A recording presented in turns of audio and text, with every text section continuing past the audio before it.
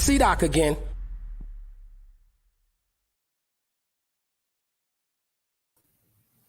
What's up, y'all? You know what time it is. It's Tuesday night. As we used to say down here in Louisville, it used to be Tuesday night at the Gardens. It's the Louisville Gardens. First time I saw Public Enemy live in concert. Fear of a Black Planet tour. 9:30 p.m. on the East Coast. And it is that time again. It's C-Doc again, featuring yours truly, so chuckified. It is trademark, so don't try to rip that. And without further ado, we have a huge lineup tonight. And I'm going to bring on the man, the myth, the legend. His name is C-Doc, the Warhammer, also known as DC Snyder and other monikers. The man you've been waiting for, Mr. C-Doc. Yeah.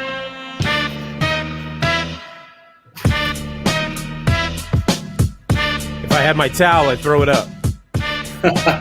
Your terrible towel. My terrible towel. Yeah. That was actually. Isn't that what they call it? The terrible towel? That's exactly what they call it, yeah. Oh, that was actually the original beat I did for one of our songs called The Get Up. And I sent it to Marcus, and he's like, yeah, no. It was the only time he actually hated a beat I made. It was the only time.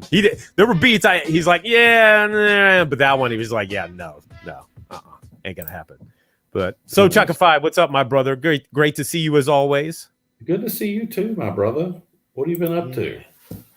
Getting ready for a little holiday trip here. Gonna be down your way, actually. To meet up with. You're gonna be in the hood, aren't you? Yeah. Yep. Definitely. And gonna meet up with my family, and and eat too much food, and have my kids drive me nuts and drink a lot of booze because of that. So yeah, I'm hoping that maybe Saturday night you and I can actually drink some booze together, get our spouses together, and see what happens. That sounds like a plan, sir. That sounds like a plan. I'll dump the kids off with my parents, and and let them. Oh, good. I'll bring mine as well, and I'll say, there you go. It's a party. Yeah. So we have a wonderful show tonight, and we're not going to let folks languish in time. I'm going to go ahead and pull up our agenda. I'm going to call it the set list this weekend. Yeah. Well, real quick, what up, Jay Hendo? What up, Head Snack? I was just talking to Head Snack earlier. Break North Radio in the house. What's up, Hollywood? Hey, all these jokers. What's up, Jay Hendo, Head Snack, BNR? That's Break North Radio. Yeah, Hollywood. Yeah, man, I'm learning the ropes here. We, in true agile fashion here, we are trying out a new slide feature of our live stream tonight. So bear with us. Could go south. Maybe. Who knows? But anyway, we are happy to bring this show to you live and in living color every Tuesday-ish, Wednesday-ish live. Yeah. So we got a good set list. We're in, if you're following along at home, this is bullet number 1, What Up, Doc? This is where we generally let Doc look through his text messages while I try to warm up the crowd. Yeah. And our guests are checking in, so. Oh, good. That's a fantastic thing. I love right. to say, oh, yeah, I just saw a couple more in the green room there. We've got some, this is going to be, we're going to test the limits of the system tonight, and I'm loving it. I am Push loving it to the limit. Push it to the limit. Damn straight. Up, Donnie Ozone's in the house. Bear Warnick. What's up? Hip Hop Gods in the house. Yeah, tonight. Flatline, the homie. Cheese, what up, Cheese? Cheese is an Impossible as well. He came in and did a bunch of cuts for us and stuff. So he's official. It's funny, and I don't want to ruin it for everybody, but I always thought you did the cuts, and then I learned. Some of them, any of the really terrible cuts, that's me. So I leave the good stuff to the experts. I mean, Yep. there are professionals that do that. Just that they just do all of the dope ass scratching. Which, Exactly. I mean, we got a couple of them in the house tonight. So, yeah. well, of course. I mean, they're here to ring in almost the end of a unbelievable 2021. Many Right. would like to forget. But yeah, so tonight on the show, y'all, that's what we say down here. We've got What Up Doc, which we're in the middle of. We're going to roll into a new segment that we started last week called This Day in Rap and Hip Hop History, which is taken straight from the book, written by the one and only the indomitable Chuck D. Yeah. And we have a really good one tonight. I'm really excited about to talk about. And then we'll pay some bills from our sponsor. And then we're going to go straight into what everybody is here to see, which is this, rap supergroup, the Impossibulls, of which I think the only other crew that I could think of that may have more members is the Wu-Tang Clan. So y'all are right behind the Killer Bees. So we were close. We were close. yeah, I was reading the capsule there on Spotify, and I was like, God dang, I didn't know that many people were in there. And then you've got all of the people that want to be in the Impossibles that actually are rappers that sell millions of records, which I think is interesting. We'll talk about them a little. Yeah, later, we'll get into that later. Yeah, which is kind of absolutely still bugging me out, but yeah. But first and foremost, before we get into this day in rap and hip hop history, we want to give a shout out to who we're dedicating the show to tonight, which was an original member of the Impossibles, your homie Marcus J. So I thought maybe we do maybe a 15 seconds of silence as an homage and tribute to Marcus J. Yeah.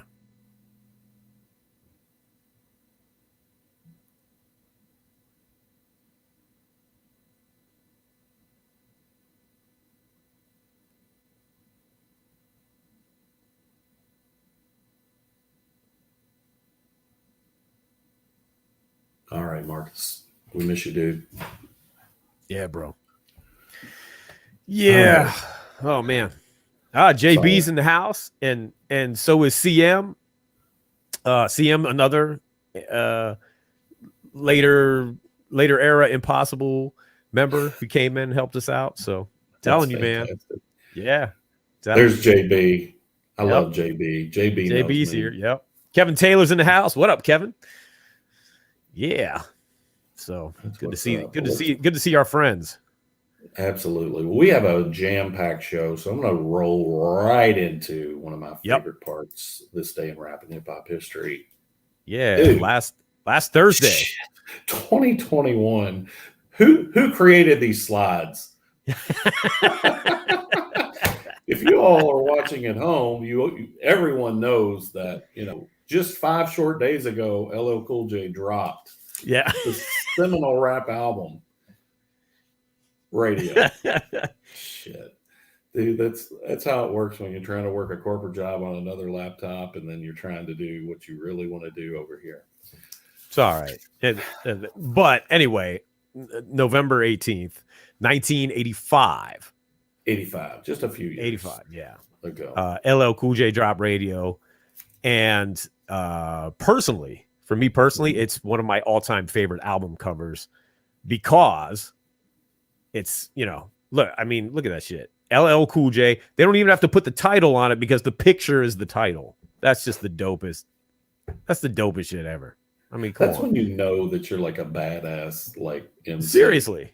Seriously. I wonder if. Go ahead. No, what were you say? I was wondering if Boombox Chuck has this actual boombox. What to ask him? That's a great question. I would love to know. We'll have to ask him. We'll have to hit him up and ask him. I love that album cover so much that when it came time to do Enemy Radio, I'm doing a terrible job of trying to show it. But here, let me bump you up there. Yeah. Here we go. We did the Enemy Radio album. That's my homage. I know it's hard to see, but that's my homage to. That's what she said. Yep, there we go. It's a little better. My homage to LL, the Radio album. So, yeah, man, Such a dope. It's a dope record too.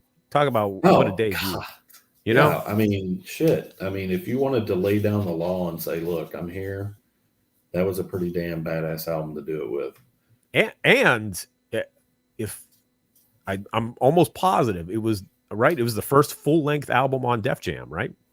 Because I think it was just singles up to then. Yeah, I think you're right. I think you're absolutely right. Yeah. Speaking of which, while you all are out there in the chat, let us know, because Doc and I had this conversation earlier today. What's your favorite LL Cool J track? It doesn't have to be off of a radio, although I think it should be.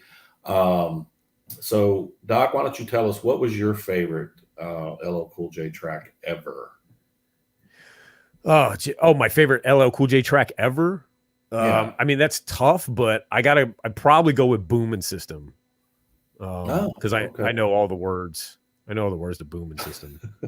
So that record is just amazing to me. So it is a good record. Absolutely. Yeah. That was off of Mama Said Knock You Out. 1990. Okay. All right. Booming System was good. I mean, System's dope. For me, Heads Not Go, we're dropping them. Yes. Yep, good call, bro. That's a great call. We were talking about that song earlier. Yep. Yeah, man. That shit jams. That's almost 5 minutes too. Like, it's a long track. Oh yeah. He bodies that joint. Yeah. It's crazy. Absolutely. For me, it's got to be Rock the Bells. It's a played out, maybe answer, but nah, come on, man. That song is so dope. You can't. It's not played out. The scratching is ridiculous. Yeah, man. Jeez. It kind of reminds me of the C-Doc scratches. You're too kind. The cut creator. Yeah, jeez. Oh man. My homie Kill Skills, Spook One in the house. Yeah, bro. Long time EB cat. CM says his pops used to run Mama Said knock you to death, out to death. Yeah, word. Yep. Yep. Aside from Deepest Bluest, now that's a meaning for me. What the hell is Deepest Bluest? Kevin Taylor pulls the obscure LL track from that Shark movie that was on the Shark movie soundtrack. I can't even remember what that movie was called. Sharknado or something? Nah, well, yeah, right. Tirade says pink cookies. Yeah. Cheese, big old butt. Good call. Big old butt's a good one. And Break North says dropping them too. Yeah, dropping them is crazy. Yep. Crazy. Man, you know what's funny? I probably shouldn't have done this. I went over to the private chat, which is AKA the green room, and we're getting trolled by our own guests, which is really good. So we got that going for us. Sorry guys, this is not this platform was very economical. I'll say that. But it does the job. It does the job. I've been pleased with it. Another link here. Oh, geez. My apologies. All right. So let's run back to our. So that was radio, folks. November 18th, 1985. Just a few short years of what you see on the screen, and you can pick up a copy of your very own "This Day in Hip Hop and Rap and Hip Hop History" by Mr. Chuck D. At any local bookstore. Or, of course, the evil empire of everything, Amazon.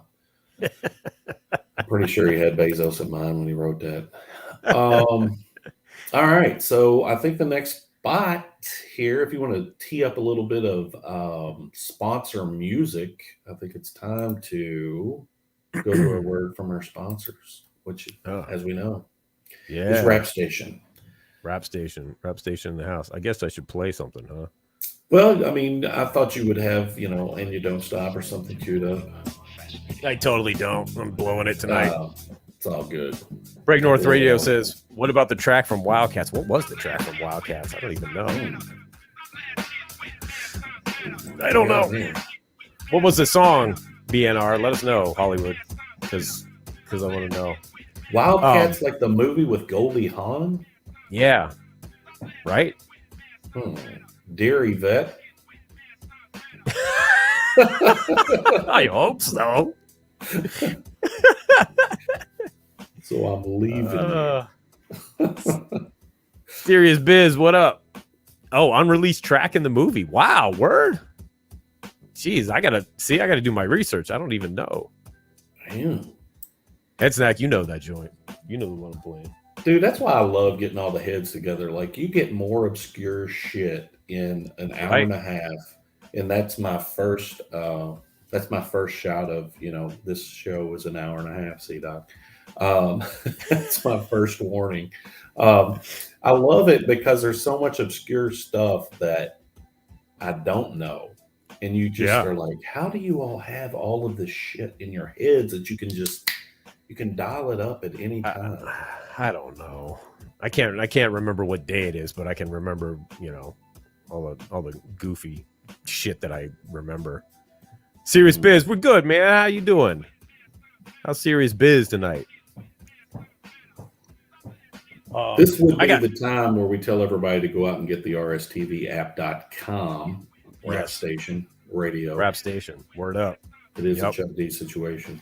It is a badass app, dude. Like, it's got like 10 channels of different genres of rap. There's a whole channel dedicated to female rap MCs.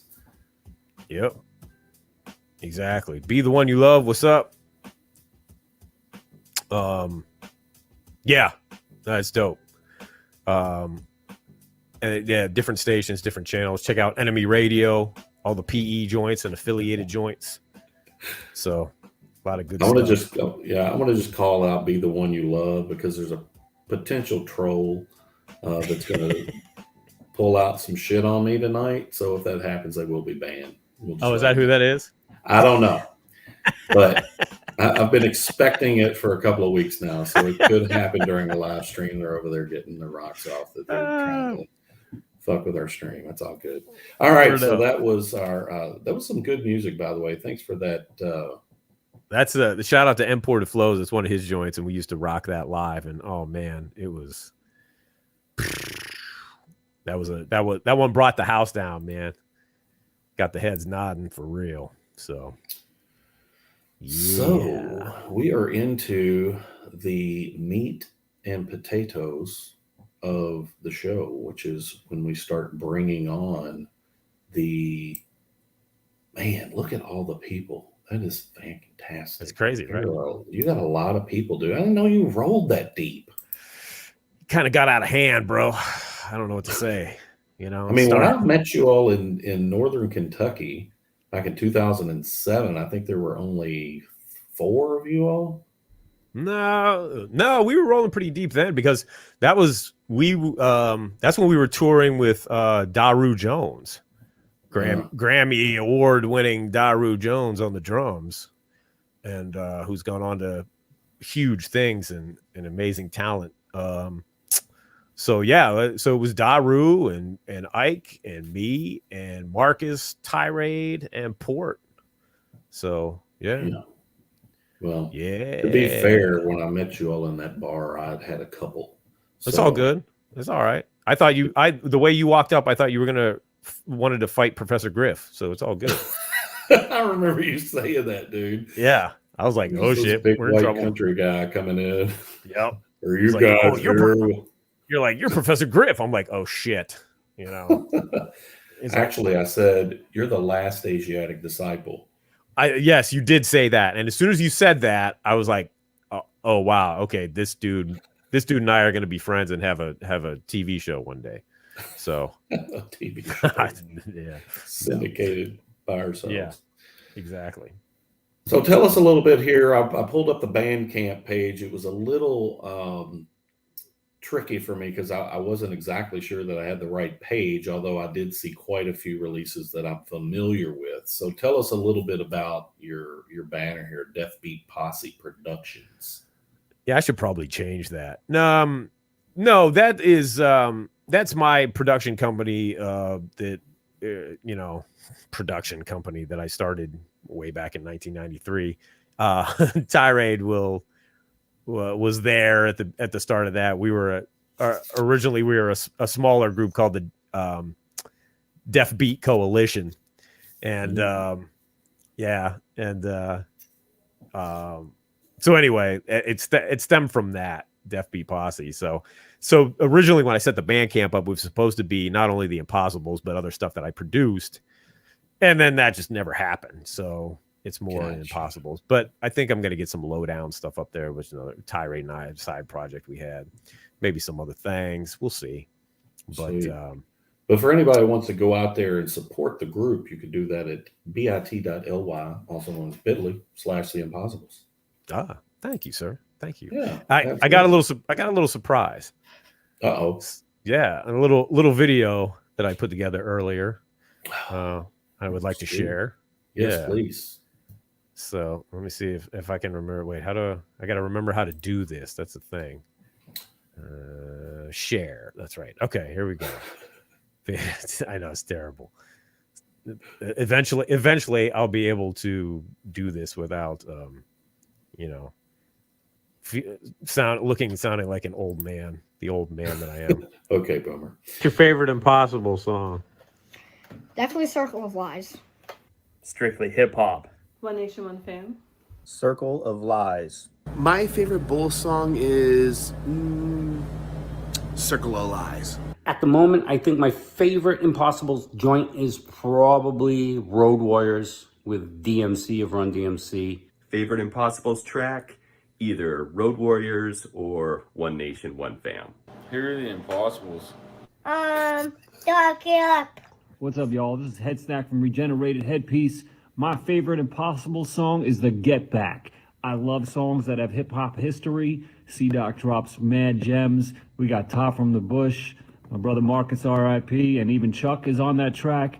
The beat is banging. Man, I am so proud to be associated through the 10 degrees of Kevin Bacon Chub Rockisms, or whatever you want to call it. I gotta give them a shout out and much love. Peace to the Impossibles. Big up.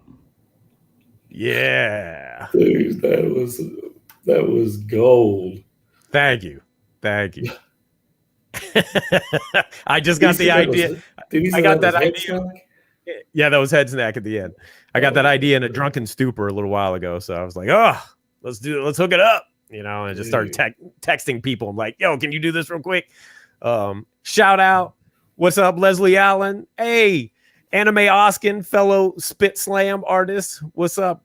How you doing, homie? It's been a minute since I've seen her. So, yeah, that's serious. That many degrees from bacon. Hell yes. Yep. So look at that. Yeah, it is anime. That's what's up. What's up, anime? Spit Slam in the house tonight. Spit Slam in the house. For real. I mean, seriously, dude. All right. Well, listen. This is you're a part of this.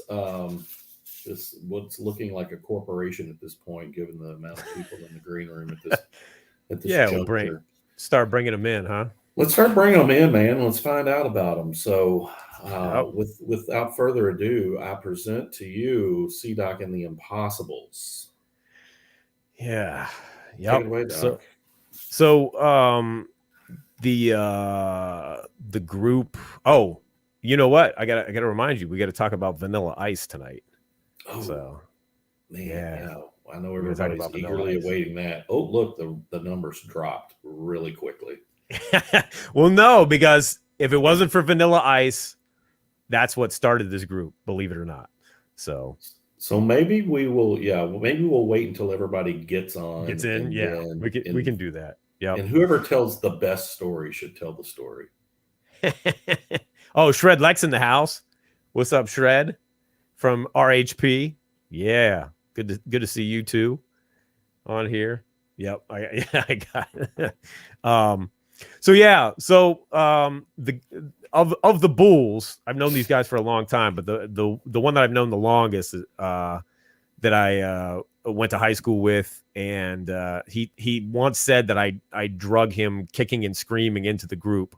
So we'll bring him on first. My homie, my Stromie, my brother from another mother, Tirade, in the place to be. Oh. What's up, man? It's Doc. He must have a strong TikTok game, I bet. Nope. My internet game is mad weak. That's all right. Nobody has to know. The grips, right? Nobody has to know. Well, everyone knows now. Everyone watching this knows. 25 people know tirade. Oh shit. 25. So, yep. Hello, everyone out What's there up, man? in internet land. Thanks for joining us. Chuckified. What's up? Yeah. What's up, bro? I mean, you guys got your headphone game and your mic game like it's just tight as hell, and I just got these whack earbuds, so I'm feeling kind of No, don't even sweat it. I'm intimidated by all of your tech. I'm trying a new camera tonight, so I'm a little uneasy that it's just going to shut off in the middle of everything. So we're more uneasy about seeing home videos. Yeah, well, yeah, you never know. Like, you never know what's gonna happen. But yeah, man. So do you remember? Now, okay, remind me, because I was trying to remember when we first tried to do "We Don't Need You." Were you supposed to be on that version, or did you come on part 2? Because I couldn't remember. I don't think I was supposed to be on it. Okay. Or it's possible that I just submitted lyrics mad late. Okay. It's one of those two situations. But I think it's probably I think I was just on part 2. Now that I mean, how long ago was this? It's 20 years, man. Am I expected to be? Oh man, is this what it's going to be like? I got to remember stuff from 20 years ago. No. I remember bits and pieces. I don't know what I had for breakfast today, but no, I think that's what it was though. For real, it was. I was supposed to be on part 2. Part 2, yeah, okay. Yeah. And I mean, you're on part 2. Right. Right. So, but I couldn't remember. Yeah, if because I'll tell that story. I'll tell that story in a minute. Hype Style, what up? EB in the house. So hype. Yeah. Yeah. So I couldn't remember that detail, but I you're on part 2, you're on part 3. We Don't Need You was the first Impossible song. And I'm not actually on the first version of it. So I got cut. Yeah, but your fingerprints are all over it though, man. I mean, yeah, but the DNA. Yeah, well, we'll tell that story, in a few, but yeah. So, yeah, nah, man. Thanks for being here, Raid. I know you work mad early and stuff, so appreciate it, man. It's all good, man. I gotta shake it up a little bit. You work for the man long enough, and it just takes your soul and crunches it up into a little ball, and So every once in a while, you gotta do the nighttime radio show, TV show. Did I just say radio? You did. Damn. We like to fancy ourselves as a radio show. They film all the radio shows now. Like Rock the Bells. And That's all true. That shit. It's all film, but it's a radio show. Yeah, it's all purpose, man. The whole thing is all purpose. Tirade. You're keeping it old school for us. I have no other choice but to keep it old school. I'm acting like I'm old. I mean, Doc and I are the exact same age, so yeah. If I'm acting like a crotchety old man, so am I pointing in the right direction? So is this guy? Yeah, you are. Yes. Yeah, you are. Yeah. We both are. Yeah, we were born. We were born 3 days apart. Right. So yeah, which totally figures because we finish each other's sentences and shit like that. All the damn time. All the damn time. Yeah. Yep. It's so weird. All right. Anyway, so then let's see who else we got in the house. You had a list. Right? Yep. We were bringing people up on. Next, that was your intro Tirade. You all went down a little rabbit hole of the first track. We didn't hear much about Tirade, but that's okay. We'll get more there. into it. Yeah. Next person coming in, one of my favorite names of the group. I love plays on words. Plays on words, double entendres. They fancy me a cunning linguist. The man Imported Flows is here in the house. Yeah. All right. Yeah. I'm just testing out my directional skills here. Yeah, there it is. Over there. Good, hey, Hey, Raid, I got you beat on the headphones. You ready Oh. for this? Oh. Look. What do you know about the electrical tape joints, though? Yeah. Yeah. You need to get some shiny see ass it? duct tape on those. Yeah, you see No, mine man, I falling needed- apart. I'm the host of the show, and my shit is falling apart. Yep. Nah, that's I what's didn't want up, you to Port. be outshined. I had to get some electrical tape on that. That's What's going on, that's the man? hotness. What's going on? So Everybody with me? I'm glad to see people in the chat that, are aware. I've seen the shout out for the video and everything. Like, we haven't even mentioned the album yet. Yeah, I know. But they're all over it. They're all over it. These guys, they will eventually get to it. Yeah. Yep. There. Yeah. Yeah. No doubt, man. No doubt. What's happening? So Port was the dude that when we started doing live shows, we played with Port all the time. He'd call us up, be like, "Yo, you want to play a show?" Be like, "Okay, yeah, word." And then we'd book a show. We'd be like, "Call Port, you want to play a show?" He'd be like, "Word up, I'm there." So he'd open for us, we'd open for him, and eventually, after a while, we were just like, "Yo, man, just come and join the group for fuck's sake, because you might as well, So and Port came in and ended up, joining with us. And he's a fellow Pittsburgh native like myself, tirade from Pittsburgh originally. So that's right. Yep. Yeah, man. The funniest part about the way it all went down was like, I actually meet through Enemy Board and Global Cipher and everything. Right. End up hooking up with Phonics from Regenerated Headpiece, and went out there and recorded the Sensitive Information EP. And then, Snack. Yeah. So out of nowhere, he calls me and he's like, "Man, there's this dude that like produces for Public Enemy, and he lives like an hour away from you." I was like, "What?" So it's like when he was talking about the 7 degrees of separation. I mean, that's definitely Kevin Bacon, no doubt about it. Yep. Kevin Bacon right there. Like, it's just such a crazy world that how we linked up, and I still don't, But yeah, man, I remember coming to your house, and you were like one of the first people outside of the group that heard Slave Education, because I brought the album, which was our second album. No doubt. Yeah, no doubt, and man. I was always playing it down in your basement. Yeah, no doubt. Like, independent artistry. I mean, that's always where I went.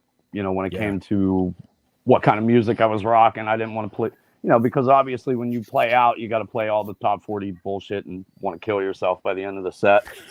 So then when I get home, I need to vibe out and listen to something with some substance. So I mean, I was knocking Regenerated Headpiece and that Mass Times Matter beat. Shout out to Old Yes. Yeah. Phonics wrecked. I mean, that was old school, man. That was I just love independent music, man. I respect the talent, and I love supporting it when it's out there. So, peace to everyone out there doing it. Yeah, love it. That's what's up. Yep, that's what's up. It's like Imported Flows. Good to have you. Good to have you with us. All right, so next up, so Chuckified. Yes, we got the one, the only DJ Diff, Chad. Coming to the stream. What's up, Chad? Yeah, Chad. Oh. I'm DEF. You hate escape the S because I'm so damn fresh. What you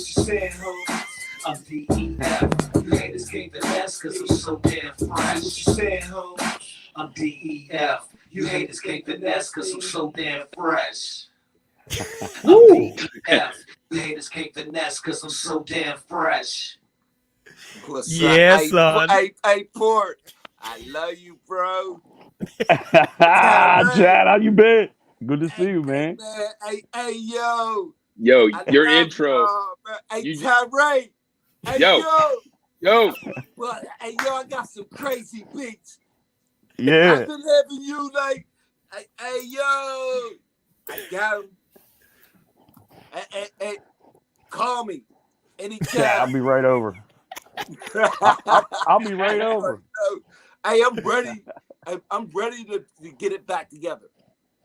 Can I say that, Chad, your intro just shit on every intro to every show Ever. Yeah.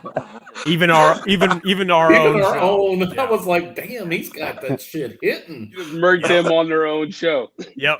Yeah, you just murdered us. Yep.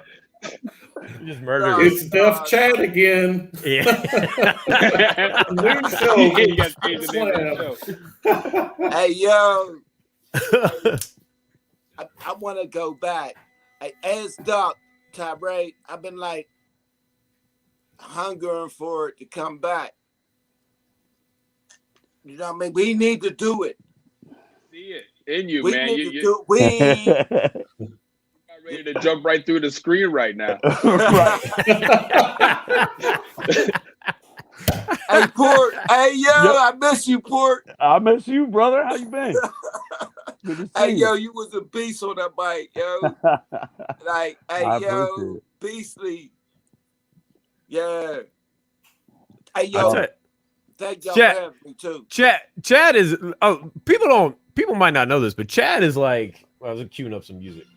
Chad is like Pittsburgh hip hop royalty because Chad goes back DJing for a dude named Tuffy Tuff. Yep. Ray knows.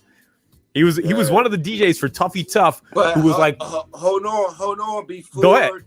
Before that started, I was with 3D's The Freshest, and and what happened is this is real talk. I was 3D's The Freshest. These was these young kids, and I ain't gonna lie.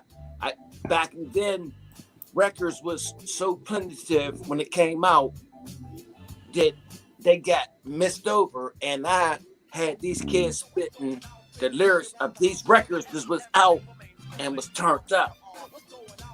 We was turned up. yeah. Like, I forgot what the group it was, but once they saw what they was doing, they start writing their own stuff. Yep. And it was like, yeah, but like now that we don't got records or CDs no more, they hold us down. Yeah. They hold us down. But that's how I came about, basically. That's your game. And then you were DJing for Tuffy Tuff. Yeah, no, I was DJing for 3D. Well, I mean after that. Yeah, that's when I got on when I started with Tuffy Tuff. Right. That's Yeah. when I Okay. got on. Right. Yeah. That's when we had our first record out. We was doing our stuff. Yeah. Yeah, man. Chad, that reminds me. I still need a legit copy of Ghetto Sound Check. So if you can find me a legit copy that doesn't sound like hey, garbage, yo, that record, hit me up. Record is golden, man. It's doubt. so ironic. Like, I don't even have my own. I may have one. I got a whole rack over here of records, but that record was supposed to be golden. And y'all don't even know about the first record. It's called B-Boy Hard, B-Boy Bad, True to You. And that was with me, Tuffy Tuff, Soda Pop Kid, and Nick Nice. Oh yeah! Shout out to Soda and Nick Nice. Yeah. So, so before Ghetto Sound Check and all that other came out, that was the first that started. Right. Yeah, it was me, Soda Pop. So we had two DJs. It was me, Def Chad, and DJ Nick Nice, Soda Pop Kid, and Tuffy Tuff.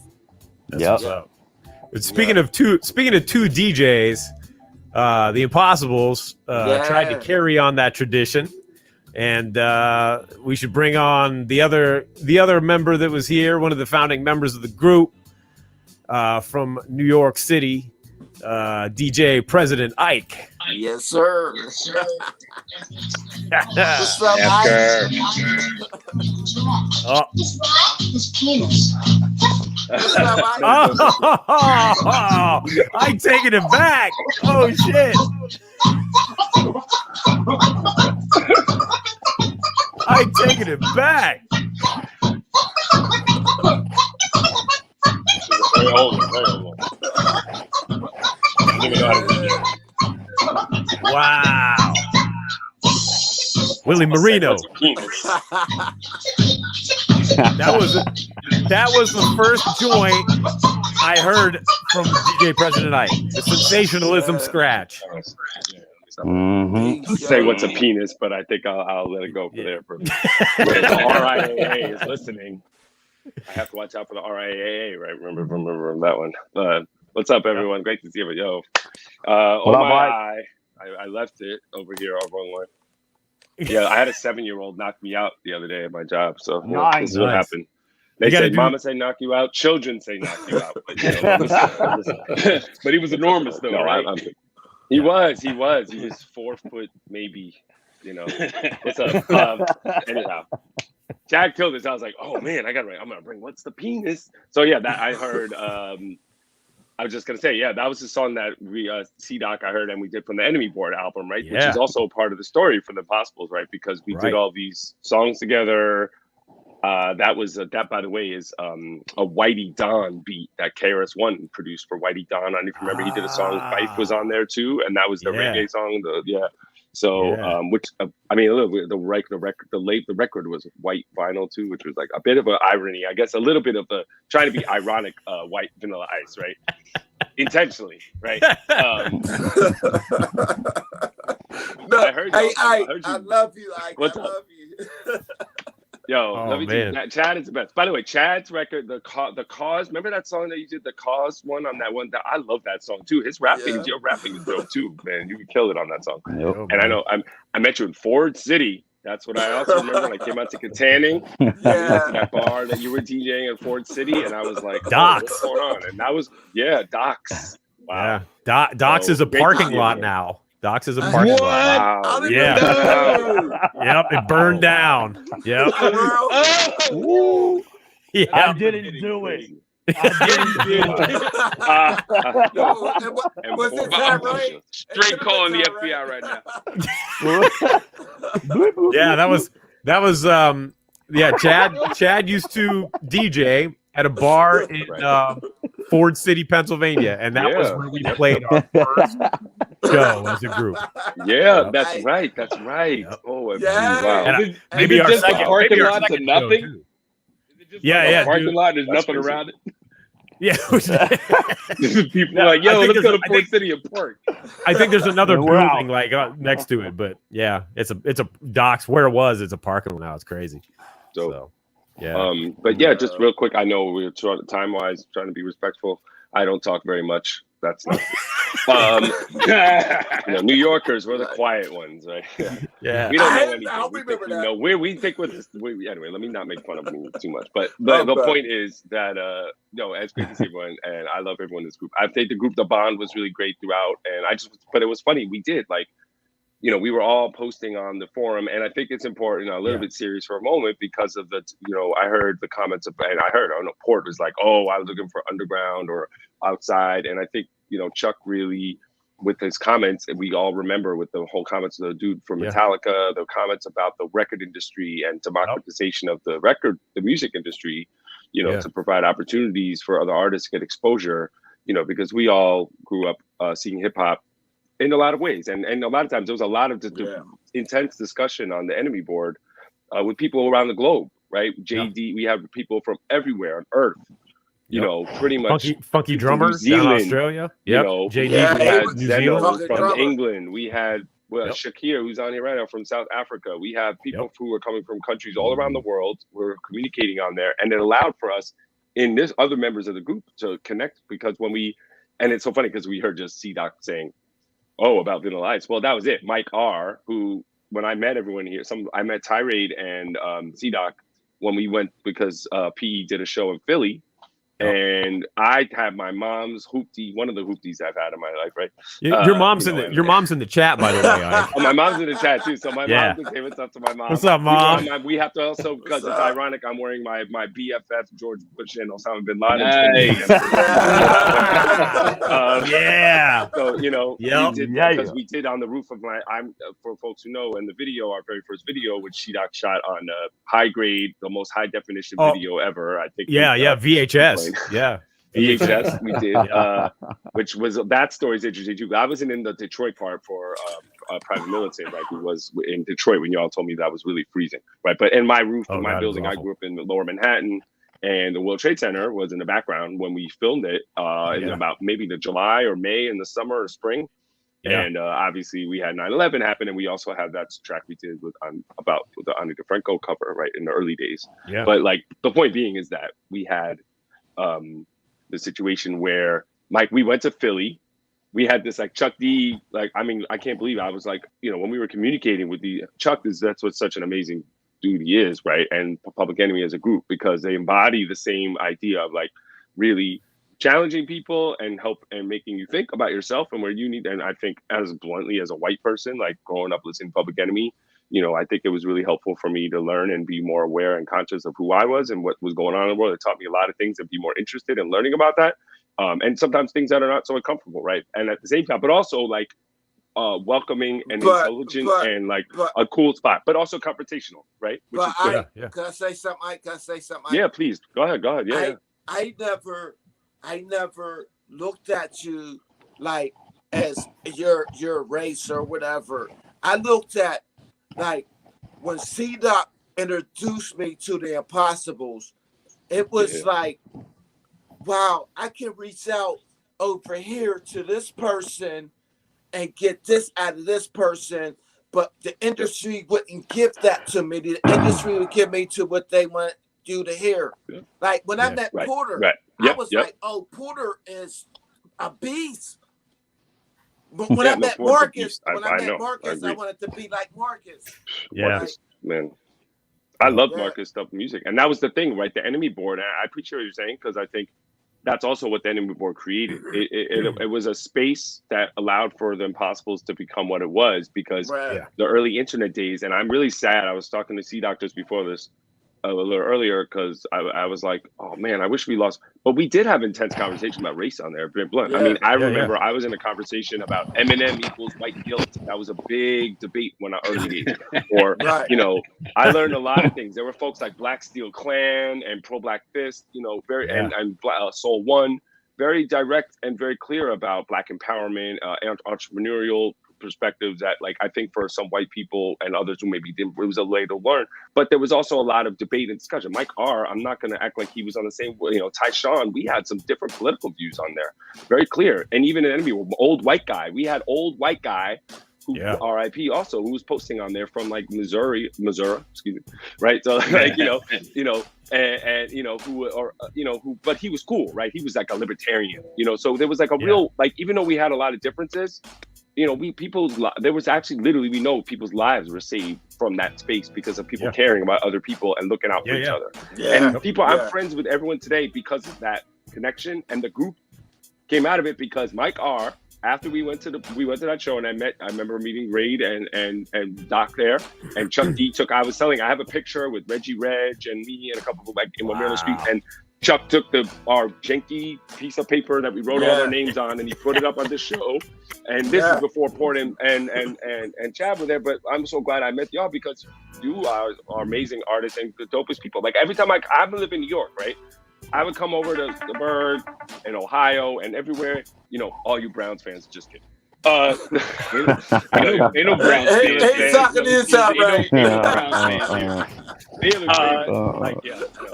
I remember those jokes. But anyway, we went to Cleveland and we would go, but the point is, like, I would show up and I never felt uncomfortable. I would drive all these hours just to hang out with y'all, like hours, and people were like, what are you doing? And being a group, it wasn't just the music, it was the community that we created. And I think it really built up, and I really love that about it, what we did. And I'm glad, even though I know I haven't been contributing as much lately, it helped me. I ended up learning what to produce, and working with C-Doc, he's so professional. Everyone's so professional, but respectful, you know, and caring about you, and work together. And it let me, like, be open to trying things. C-Doc was always open, like with scratches, like layering and things that I was trying to do. I really appreciate that. So and our shows were always really live. We cared so much about it. So the Vanilla Ice thing is the last part. That was the thing, right? Mike R was like, well, if you're going to do a track with Vanilla Ice, you should do one with C-Doc. And then we know. So wait. So hold on. Like, so let's. No. It's all good. It's all good. I wanted to tell the story. So. My fault. My apologies. No. It's all good. It's all good. Yusef, what's up, bro? Yusef from Black Medine in the house. Nah, it's all good.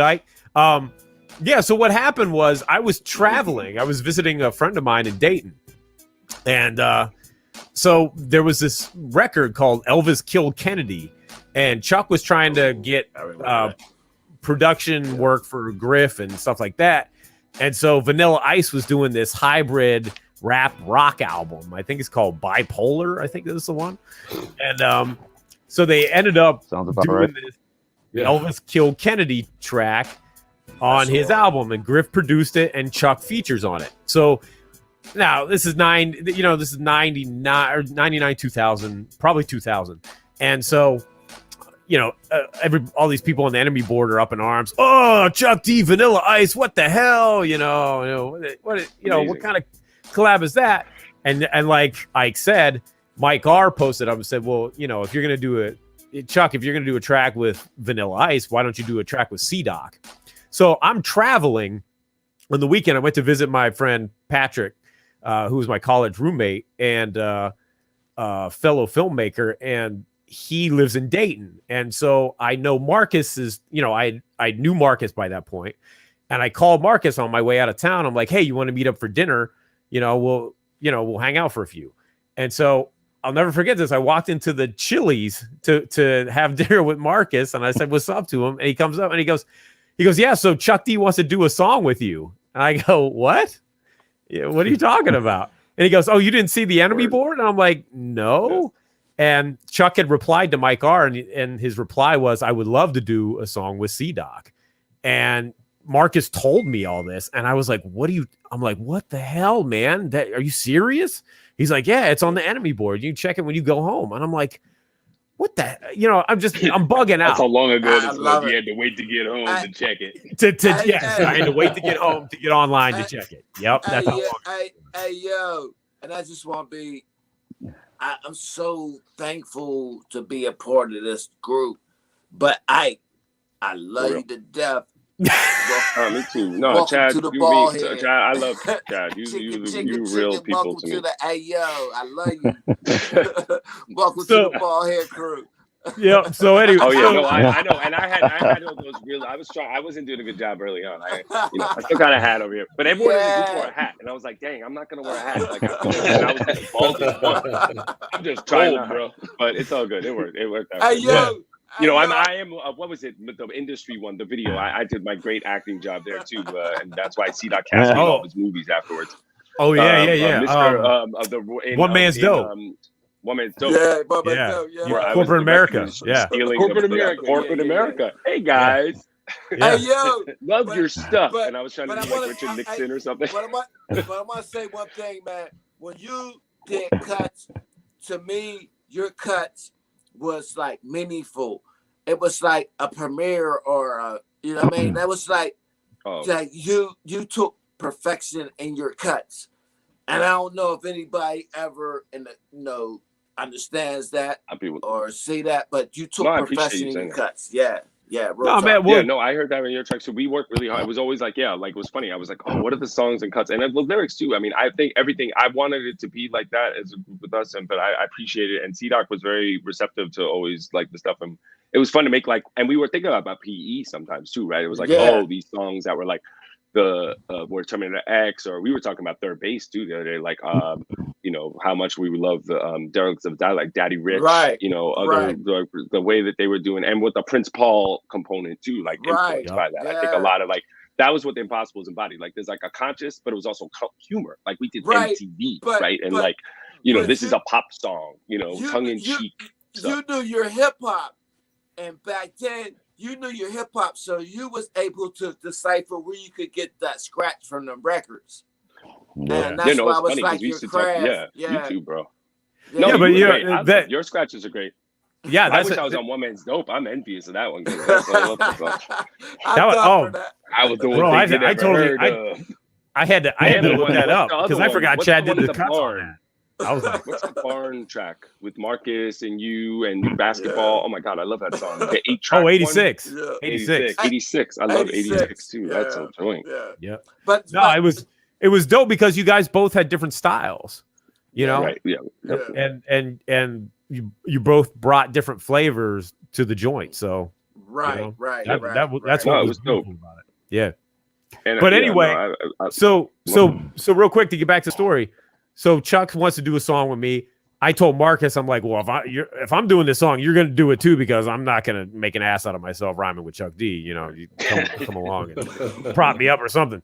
So, anyway, this guy, there's a producer from the Bay Area, Bill the Pharmacist, and he took it upon himself to do the beat. And so Chuck said, we're going to do this song called We Don't Need You. And Chuck was working on the confrontation camp project at the time. That was Chuck, Kyle Jason, and Griff, Professor Griff. And so he brought them along too. And then we got Zeno, who was from the UK. He was another enemy board cat. And, I remember, yeah. Yeah. And and then it was supposed to be me and Marcus. And then and Private Militant, Alonzo, and then Ike. I was like, I said, Ike, hey, I want you to do the cuts. And so we submitted all our stuff, and Bill was like, yeah, your shit ain't any good. And he cut us off the song. I remember that. Remember, that was the late lyrics thing too, right? He was like, yeah, it was. He really didn't like the way that we recorded our stuff. Didn't he shit on our microphones, $5 microphones. Yeah, $5 microphones. From Private Militant. Or was that you? I think it was me. Oh, you. C-Doc, it was you. Sorry, that's my. No, but that was. No, listen. That was the thing. That was the thing, Chad. That was the thing. He was going for a very specific sound. Yeah. And then we didn't have. But then I was like, well, fuck it. I'm gonna remix it and put us all back on it. And then I called Tirade. I had Tirade come on, and then eventually we did part 3, and Chad's on part 3, and so it was like, okay, and that became the Impossibulls. You know, it was the remix that did it. And then Chuck was like, Doc, why don't you take the reins on this and we'll make it a group. We'll call it the Impossibulls. And then I found out there was a punk band called the Impossibulls. I remember that. Yeah. We killed them.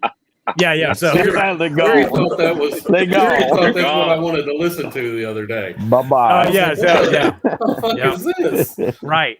So Chuck's like, well, we'll just spell it different. We'll spell it Posse Bulls. And I was like, okay. And I mean, how are you going to say no to that? That's it's Chuck D. I never knew that's how it. I never knew. I thought you made the Impossible. No, that was Chuck's idea. Oh, wow. Yeah. So yeah, he named us because we did what was previously thought impossible. And then, we started putting together songs, and then I needed a studio to record at.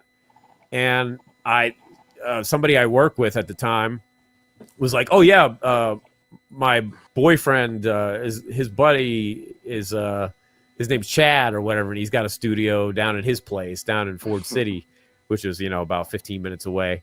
So I rolled down there. And he's got a $6 mic. Yeah, exactly. And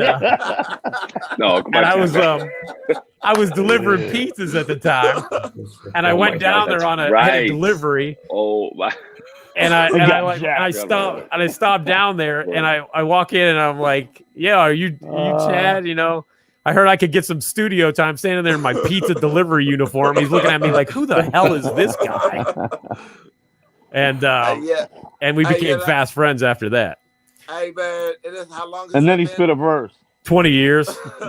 Wow, it's like crazy. And then he gave me this beat, and what was it? Far Gone? Was it Far Gone? I think that came there. Oh, there's the creator. There's the man that started it all. No. Yeah, come on, man. It was your idea. Come on, bro. Chuck D in the house, y'all. Chuck D in the house. Man, wow, look at this picture. Look at this. I mean, we are live. We have lived exactly at 59 minutes and whatever seconds. Here we are, right? Yep. Here we are.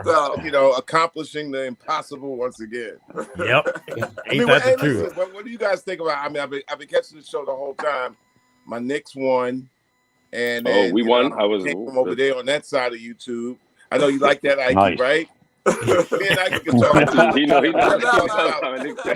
the Knicks or anything over the last umpteen amount of years.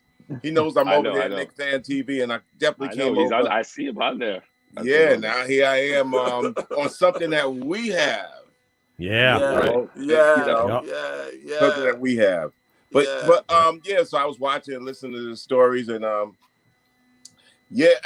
whole thing is like with this movement, and I didn't catch the actual beginning, but when everybody showed up in Cleveland, I said, "Wow, this is something. This enemy board is for real." I mean, yep. And then later on, when we I tried to understand that.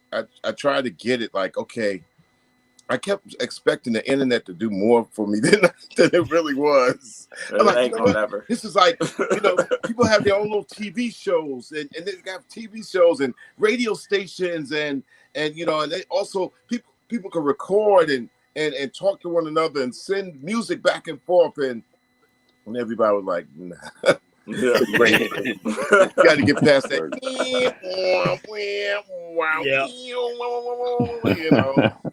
The truth. Those were the rough and tumble early days, man. I remember the first time I ever emailed you, Chuck, I didn't check my email again for 3 months, and then I saw you responded to me, and I was like, "Oh my!" I'm like, Chuck D responded to me, and it was 3 months ago, and I'm like, "What the hell?" Yeah, I think wasn't my email at that time like Earthlink or something like that. Something like that. Yeah. Like, yep. Yeah, I reached out. I mean, the enemy board. When I used to write the Terror Domes, I used to write them out, and Gary's sister Garland was the only one that typed them out, and I didn't have anything. I couldn't get online because I long story short, the shorter one, I hosted the Grammys in Madison Square Garden in 1996 for Apple.com, when they just started, right? Mm-hmm. And I was totally computer illiterate, dumb as F, right? Yeah. And at the end, they said, listen, we can pay you $1,000. We can give you these 2 tower stack, Mac computers. That, probably, I think they were 1 gig each or something. Half the size of the room. The time that was right. But I was computer illiterate at the time. I said, I got to start somewhere. And that's where I really started. But, I bought one I set down in Atlanta, and one tower I bought to New York. And it was I remember saying, like, damn, I just can't wait till Apple makes a laptop. Because the only time I could get online was at the crib. Right. And then I waited like a whole year before. Matter of fact, I used the same spot in Atlanta that Manuel Lewis used, and he was trying. Webster was trying to get the first laptop before me. So they said, "We only got one coming in." Hey, Chuck. It's like Emmanuel Lewis got it before you. I was like, "What?" Emmanuel Lewis. Hey, Chuck. Webster beat me out. Webster beat me out. When you started Slam Jams, that was like, my whole community was like so turned up on the Slam Jams. Like, I was turning people on, and it was like all of a sudden Slam Jams was gone.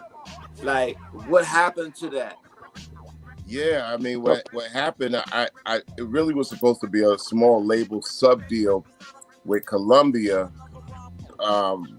back in 1996, and Kyle Jason, Melquan, some sort of Melquan, and Ken Du, Almost Famous, were the first ones I signed to Columbia. But Hyenas in the Desert. Well, I love Hyenas in the Desert. Dope.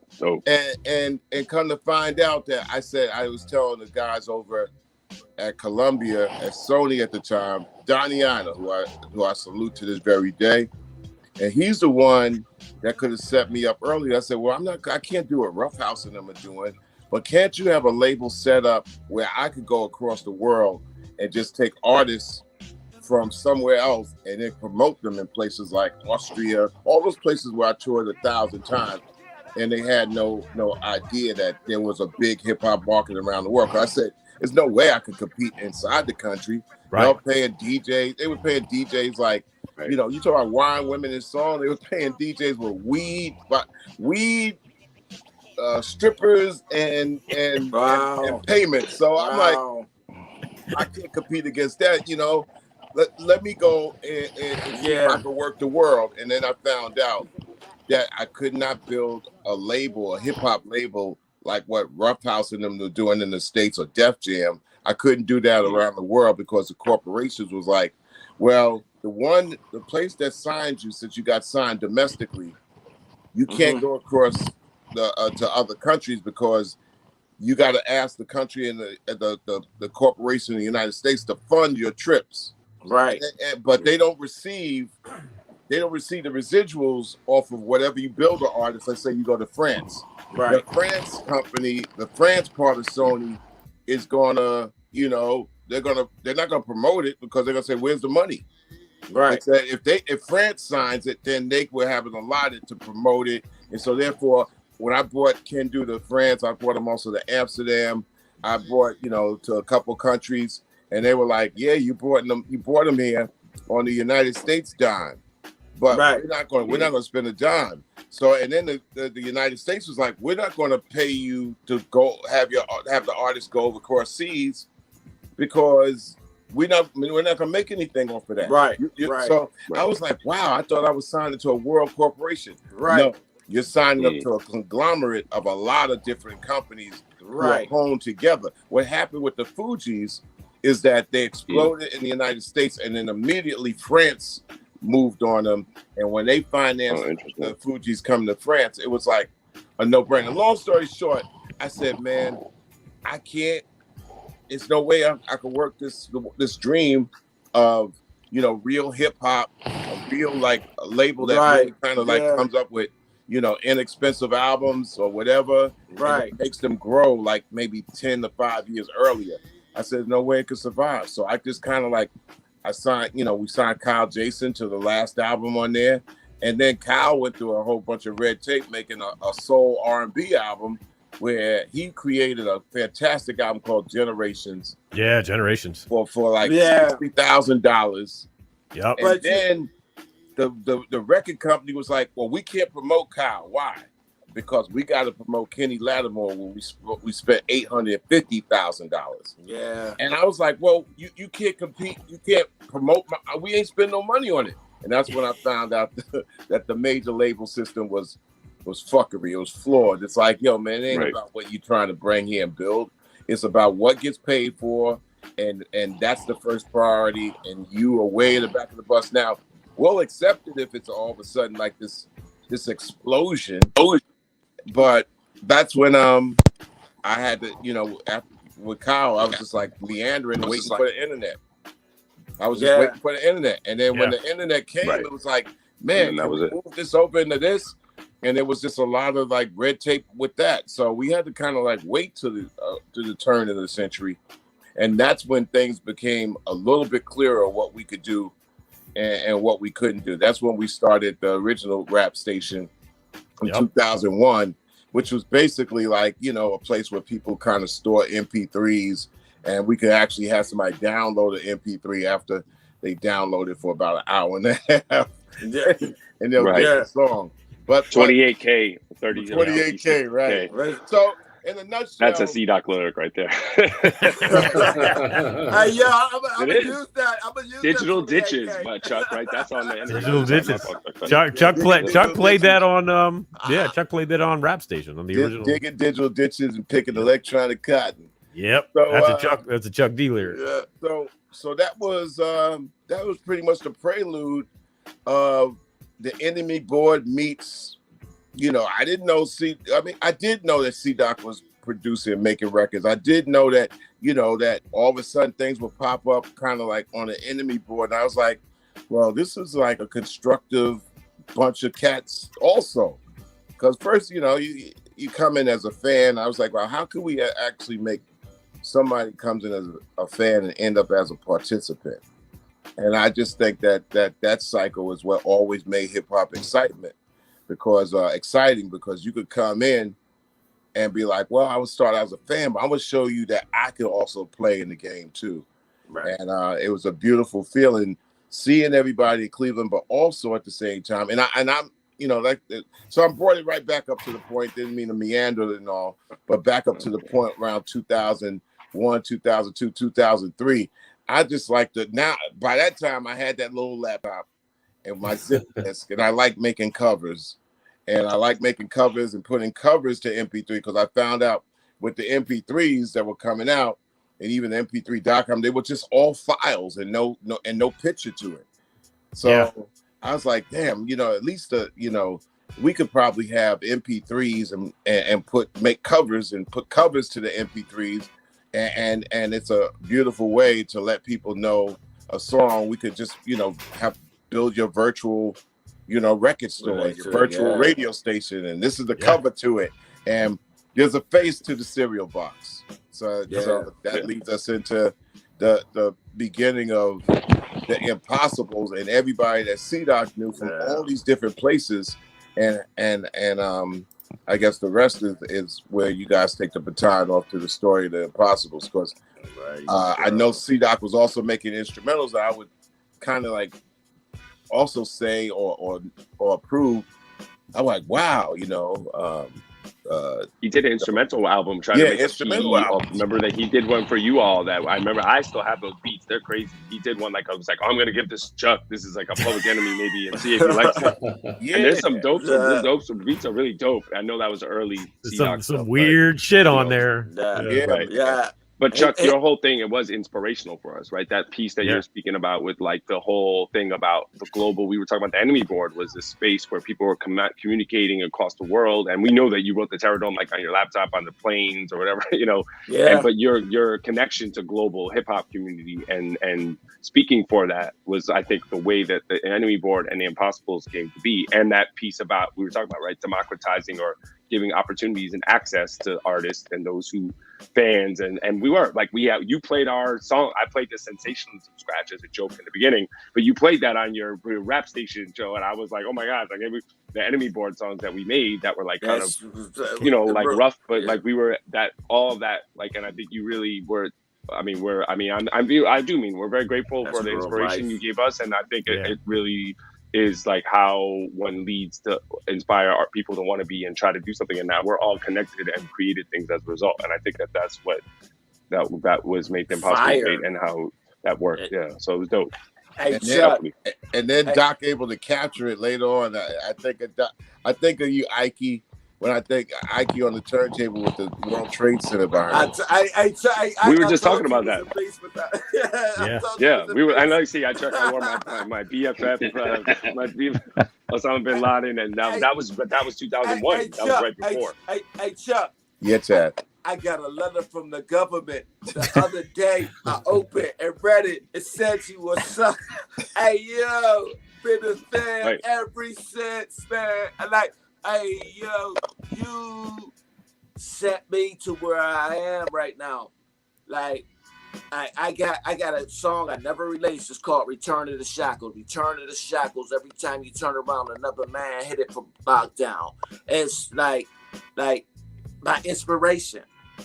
Like, well, how much fun was it coming to Pittsburgh? Wow. And also the Quiet Man at the top corner. How much soldiering did Tirade do for the label? Oh my God, man. Tirade. He had all the names. Doc and Tirade, man. It's like the beginning of Lowdown is the videos, man. Lowdown. I often think of you, Tirade, and don't take it the wrong way, right? That's my dog. Tirade's the best. I love Tirade's real quiet. It's the beginning of the Dirty North video when he's in the bathroom. Yo, I was just bumping Dirty North the other day. I still bang Dirty North. Dirty North to this day, yo. What was the group? I'm from? Oh my gosh, Atlanta. That was in Dirty North. Yeah. We played Atlanta. Oh, they were great. I'm like, why am I blanking on the artist? When Chuck finally hired me to do all the videos for the Slam Jam artists, my main goal was to put tirade in every video. Every Yeah. Where sometimes he was very prominent, and there were other times where I'd like sneak him in a shot. Like I think there was a 7th Octave video where there's one split-second shot of you going like or something, bugging out or something in the middle of all this craziness. Isn't there one where it's just a photo of me on the wall somewhere? I think so. Yeah, I think so. Yeah, I was all about. I mean, the that lowdown too. videos are crazy. Yeah, the so lowdown Lowdown videos are all crazy. Yeah, and to this day, no, but the beats on that are ridiculous. And to this day, when people discover those sounds and those music, they really are looking at it a lot differently. And they're looking at it really kind of like for the first time and saying, "What the fuck is this?" Now we know people got this thing in their minds, especially new gens. I call them new gens, but like they don't see nothing that's not high def. But I think lo-fi and low def, it has something, a charm to it. Yeah, it does. Vintage. Yeah. Yeah. No, you're right. You're right, man. And just the fact that now that we have time, 20 years, 15 years, from when we originally put these things out, it gives it a different, I don't know, weight, gravitas, if you will, and people see it differently. It's not the newest greatest. It's like, oh, how did I miss this? Yeah, like Circle of Lies. Right. Circle of Lies is the perfect example of that. Yeah. You know what I mean? When you sit back and rock definitely. Circle of Lies, even see the video, I mean, it's crazy. It's crazy. Right. We were a remix right there. Was dope too with the John Carpenter remix. Oh yeah, but yeah, totally. We used to and rock I live. love when you came in, like how I mean, your lyrics and presence on the stage was always so good, dude. And I know you. I mean, I feel like I wish we had a chance to do more stuff when I was fizzling out in my life in the appearance of the shows. But I still participate and I do. But I know you ripped it, and no, but I do. Circle of Lies is a ridiculous song, and I think that was that piece of like we were talking about, like the kind of ironic, funny. Also commenting my record this week. We did RIAA, we did MTV. This is a pop song. There was like this irony and commenting, and I think it was like interesting to connect to that kind of. Yeah, this is a pop song was a funny one. Yeah, that was a good one. Well, those were all the Slam Jam singles, that Chuck used to, gave us the opportunity to just put these songs out, cut us. We come up with an idea, cut a song, send it, email the acapellas to each other, and then we'd put it up, and that's why we were the world's first virtual rap squad. Yeah, it's an incredible story. And you know what's crazy? I don't even rap. I'm a DJ. But you rap, C-Dog be like, man, you gotta do a verse.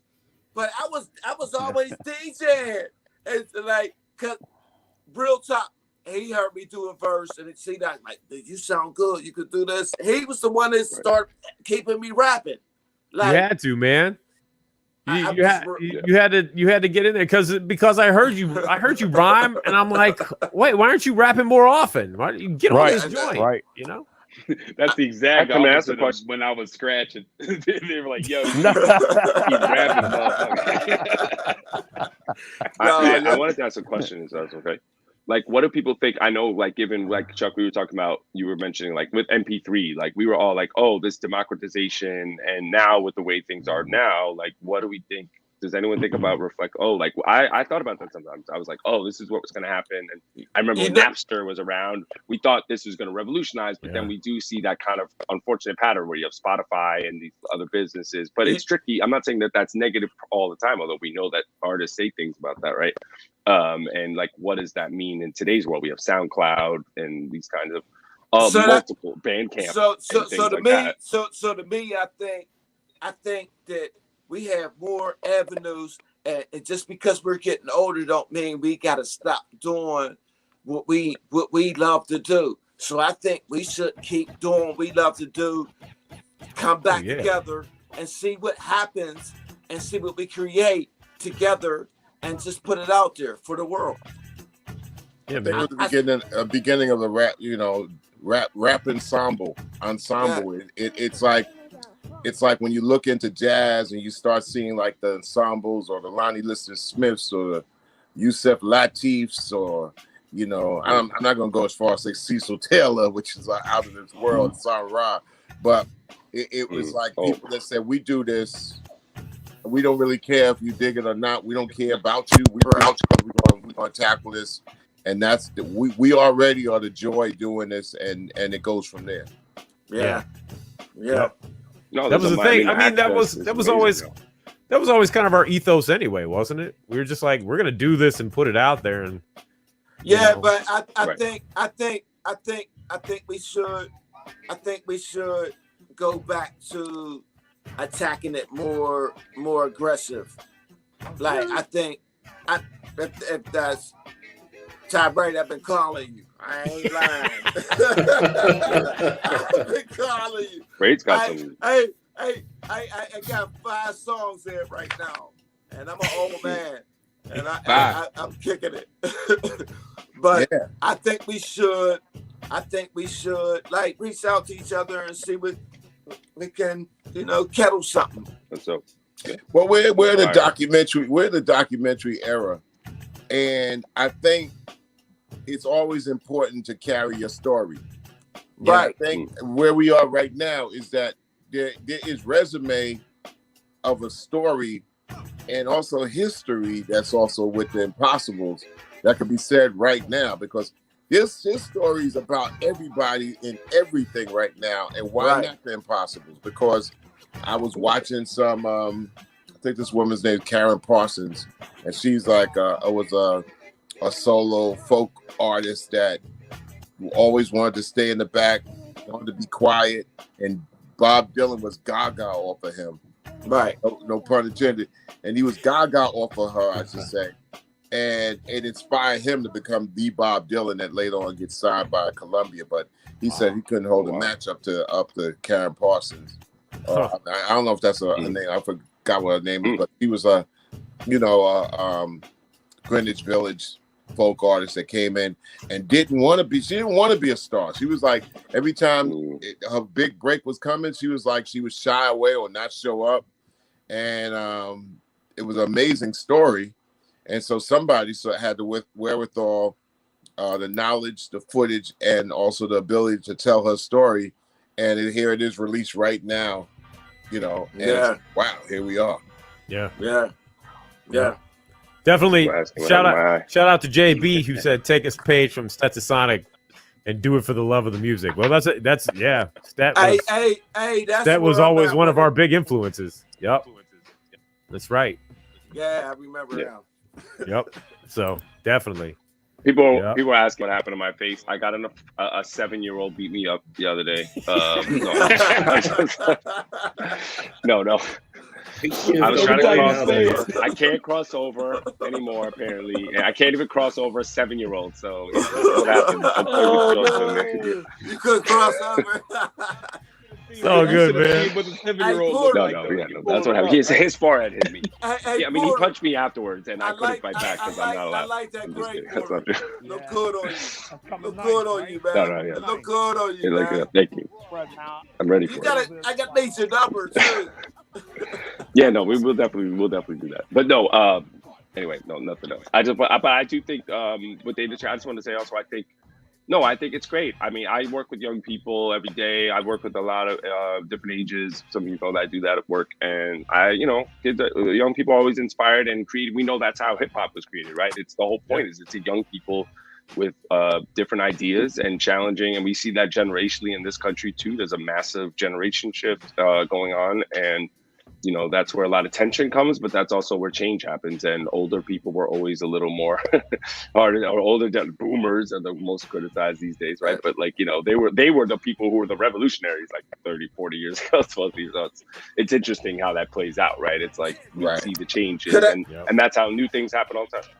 Can I say something real quick? Can I say wait, hang on. Ike, do your students know that you're DJ President Ike? Do they know that? There are students that know. I've actually had a chance. I'll say, I'm going to stop your art soundtrack for that one song that we did, the Black Superman remix that I did the scratches for. Yeah, and man. the kids are like, oh, because I work with 8th graders a couple years. They were like, what? And they were like so surprised. And I have a SoundCloud, right, too. So I've obviously produced a little bit, but the kids know that I do that. And sometimes they still try to get me DJ stuff. I'm like, I'm too old for this. I mean, I can do it, but to me, you're never too old for your craft. if no, you're right. I like, could no, it's true. Let's It's true. this is what True. I make a joke. This is what I think about how they try to make the game. They try to make the game to where you're too old to speak your wisdom. And they don't want us to speak the wisdom, because if we were speaking the wisdom, Public Enemy would still be here. They would all be here. They don't want us to. The older you get, the more you speak, the better you get. And that's real life to me, as a DJ, as trying to be an MC. The older I get, the more wiser my words come out. Yep. And they stopped that. They did that from day one. They knew it. I made Who are them they? shut up. Who are they anyway? All right, but I'm done with that. Corporate America, right there in the middle. Corporate America. There's always an audience for something when you got belief into it. So. Yeah, but so I'm gonna stop that. Yeah. I don't want to be like the. Yeah. All right. And older folks have good things to say. And sometimes don't. Or we make mistakes too, right? I say that to kids all the time, but it's hard for them to hear Back to the young cats real quick though. How many of you guys got that reaction when you said, "Hey, I'm on an album with DMC," and they were like, what? Yeah. Like that. Yep. I was like, Right. oh no, never mind. Yeah. Right. I said that once. I was like, oh my god, I got DMC on one of the new joints, and they're like, who? And I was like, I gotta leave the room now. Goodbye. Right. But I work with teen. They were paying attention. They were kids. There were people always interested. You know, I think generally people always end up researching and learning. Someone does it. That's how hip hop's done, right? Some kids were like, Grandmaster. These guys were checking out. There's always someone who wants to learn. You know, you ever see that movie Dope? The movie, the young people in LA, like Tribe Called Quest in '90s hip hop. You know, there's always and then it rotates and switches. I think kids will end up discovering. You know, I feel like there was times an artist that I thought that I was interested in, that people then suddenly people like all talking about them again. So it happens, you know. But I do you notice, like, if you could take a break and cut music down, you can't. It's like you got to take a couple cuts out of it just to get a nice cut out of it. I mean, are you understand what I'm saying? Yeah, it's like there's no like DJ friends talk. or no, like real talk, like. Oh, it's trickier. Yeah, I follow you. Yeah, well, the drum programming like, and the songs are very short right now. I mean, they're really short. So they're you can put a record short. back in, like, my bad, I'm shut up. That was the bell for me, probably not. That's not necessary. That's not necessarily a bad thing. That's not necessarily. Short songs aren't necessarily a bad thing. I'm just talking about the wordplay that these kids is. You I can't know even really scratch it like. Back in the day. That's all I'm talking. Like it's to me, it's like I don't. It's always tricky, right? And there's also different styles, right? I mean, that was the whole thing we were talking about, is how, you know, when we go back to when A&R, they were getting rid of A&R, you know, like the departments and the labels and these sub labels. And I remember when I was DJing in college, and that was that whole thing. And then suddenly it was only West Coast. Like every record was only a West Coast record. Like we're like, where is that? And that's where the underground East Coast stuff was coming about more. And then that got complicated too, because I remember I went to DJ New Paltz, upstate New York, and you know they would come and drive past us and hear the show, and they would call and be like, "Hey," and then people would actually. But I think the point is, it was like, but there was an audience for what we were doing. We know Stretch Armstrong and Beat New York for promoting One Third Sound, but also that also, and Premiere was doing that too, right? But I think at the same time, I remember Chuck making really good points about trying to be like, oh, well, sometimes we get also pigeonholed and stuck into one sound that we think I remember, because I was like, Chuck, you should do a song with DJ Premier. And I remember you said something. Yeah. You were like, oh, well, I know he said something. I'm at the 10 Crack Commandments. I think you could correct me if I'm wrong. I'm not trying to put you on the spot, but I'll just say that the point is that also, like, I think your point, Chuck, is like to get us to, and I think about that. It's like, oh, we get stuck in our sound that we're comfortable with or whatever, or we think things should sound like. And I know, like, definitely there were songs like to try to challenge that, right? And that's how new sounds come out. So I think like I will find myself get comfortable. Oh, you should all produce by Pete Rock, or these producers beat nuts. You should do it. That was what would happen. I just and then the underground was doing the same thing that the big industry was doing, and then it doesn't. It creates. They can get in a box, And then we don't want to hear anything that doesn't sound exactly like that. And then we're emulating the same thing that we're supposedly critiquing. I think that's something that I sometimes try to think about. Nobody's doing it. What I'm trying to say is nobody's doing it. Why are there's no more DJs, premieres, or why? I mean, well, luckily we still have Premiere. Yeah. You know, there's listen. I've been doing the And You Don't Stop radio show. Yeah, now it's going into my 13th year. It's not like it's in a vacuum because it's across 200 community stations across the world, 16 Pacifica stations in the United States, and it's been covered thoroughly on rap station as the internet found its way and social media found its way together. So it's there. Yep. No, we're not going to give away, SUVs, and we're not going to, give you cocaine in the back room and none of that stuff. But it's there and it's solid. And I think we've broken the music of 10,000. We've broken at least 30,000 songs in the last 13 years, with as many as maybe 5,000 to 6,000 artists, and we keep them in currency. Right. And so there's a lot of people doing a lot of those great things that we looked upon in the dream, and the Impossibulls did first. And the Impossibulls really did first. And if I have to close out my talking here, the salutes, go to the core, of course, Doc, Tirade, especially Marcus J. Yeah. Marcus J was just the driving energy of keeping that spirit alive. And just a couple of years ago, I said, "Listen, Marcus, you've been doing this for so long, man. I want you part of my writing team, man. Write for me." And I don't get the direct, so I know he probably would talk to Doc about it. But I said, Anna was actually recording some of Marcus J's words on an album that we did, Nothing's Quick in the Desert, and then later on the last record. And it just shows you how time is just so tenuous and so special. Yeah. Is that, you find out that what he poured his life into this. Yeah. And this is special.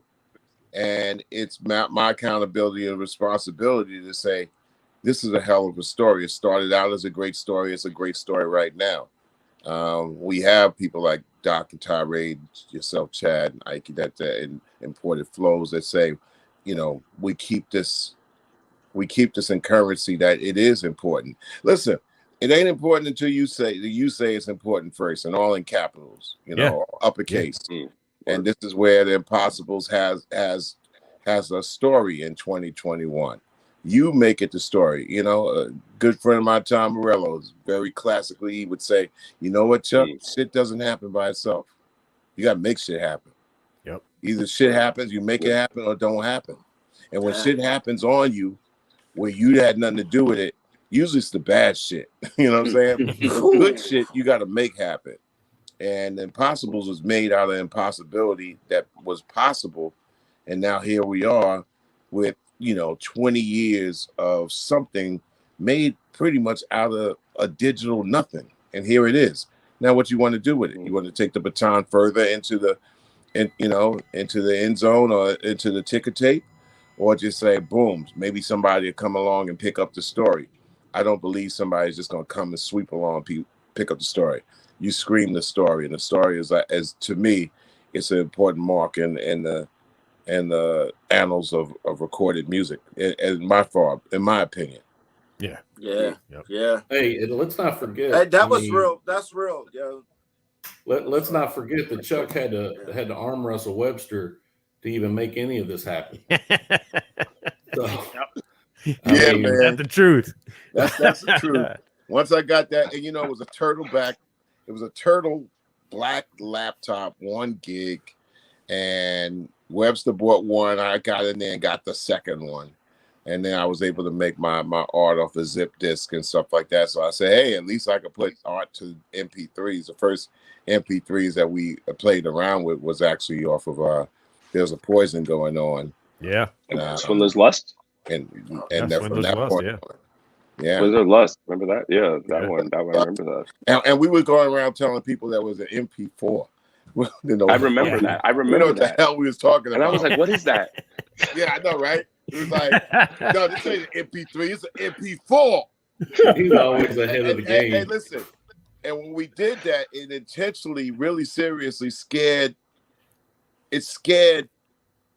Universal, who had just merged with Polygram, into releasing me. And I said, I want to release because I'm going to go independent.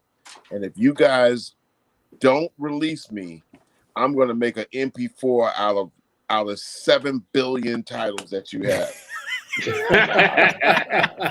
Wow. They were like, they had no idea what I was fucking talking about. But they was nervous. They were like, yo, man, I don't know what he's talking about. But yo, we just let him go. Let's just let him go. Wow. I'm gonna make. I remember that we had to old bring the Sam noise Cooke in the 2000. back. I'm gonna give 8 trillion MP4s of Sam Cooke's catalog tomorrow if you don't let us go.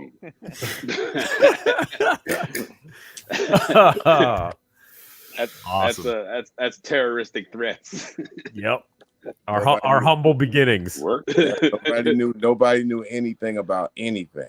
Yeah. Well, that was also when was that around when you were given the Bring the Noise 2000, the one those CDs that I think what was the Bring the Noise one, right? The list that was also around that time. Bring the Noise 2000 was made in 1997, and we made Bring the Noise 2000, and my original thing was to release that in the Polygram system because I kind of like wanted to get out of Def Jam, so I did the Mr. Chuck with Mercury, and the next thing is to put a Public Enemy through the Polygram Classics, and that was the goal. And then Lior stopped it.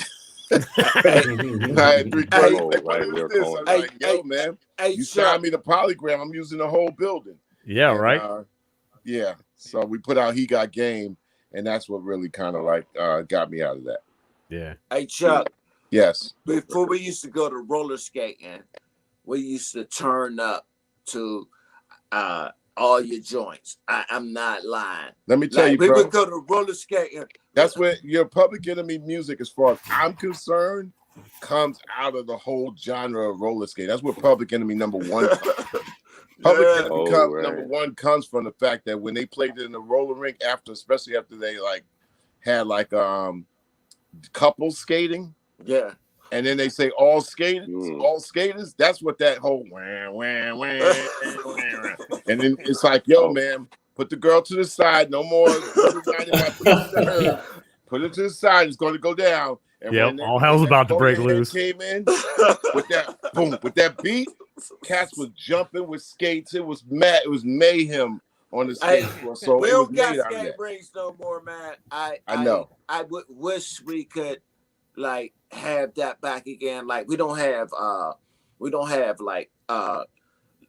plumbing in our schools no more, electricians and you know, when I was in school, in high school, we had plumbing, electrician. Yeah. We don't got none. They don't got none of that stuff. They give them the music or whatever. But we had extra schools. Like when you get out of school, you could apply to the performance art school. Yeah. Right? You know what I mean? Yep. And we don't got none of that stuff no more, man. And it's just like the skate rinks, all that stuff. We don't have none of that stuff no more around here. Chuck still skates though. Yeah, man. Yeah. Let me tell you, I did roller skating here. I did a concert. That wasn't a concert. I did kind of like a promo thing outside Cleveland. And then I just got on the skate floor. I said, man, come on, let's go. And I skated backwards to the crowd skating towards me doing the songs. Oh, that was what? I said, now y'all can name. I said, and I was telling people, I said, y'all can name your favorite MC or whatever the fuck, but they can't do this shit right here. And here I'm doing Bring the Noise, spinning around in front of them.